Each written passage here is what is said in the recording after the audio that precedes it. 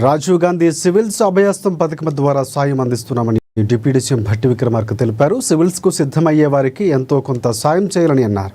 Praja Bhavan Rajiv Gandhi civils అభయహస్తం ద్వారా చెక్కులు పంపిణీ చేశారు. ఆయన సివిల్స్ 2025 మెయిన్స్కు ఎంపికైన అభ్యర్థులకు 1,00,000 చెక్కులు పంపిణీ చేశారు.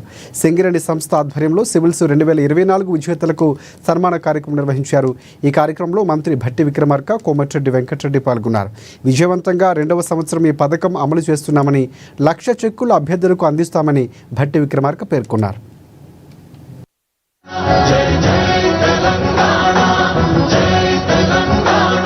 ముద్రాలుగా తయారు చేస్తే ఈ రాష్ట్రానికి పెద్ద ఎత్తున ఉపయోగపడతారన్నటువంటి ఆలోచనతోనే ఈరోజు రాష్ట్ర ముఖ్యమంత్రి రేవంత్ రెడ్డి గారి నాయకత్వంలో ఉన్నటువంటి ప్రజాప్రభుత్వం ఇందిరమ్మ రాజ్యం ఆలోచన చేసి దేశంలోనే అత్యున్నతమైనటువంటి యూపీఎస్సీకి ప్రిపేర్ అవుతున్నటువంటి తెలంగాణ విద్యార్థులకి ఎంతో కొంత మనం ఆర్థిక సహాయాన్ని అందించగలిగితే వారు ఎంచుకున్న లక్ష్యాన్ని చేరుకోవటానికి మనం కూడా కొంత సహాయం చేసినట్టుగా ఉంటుంది.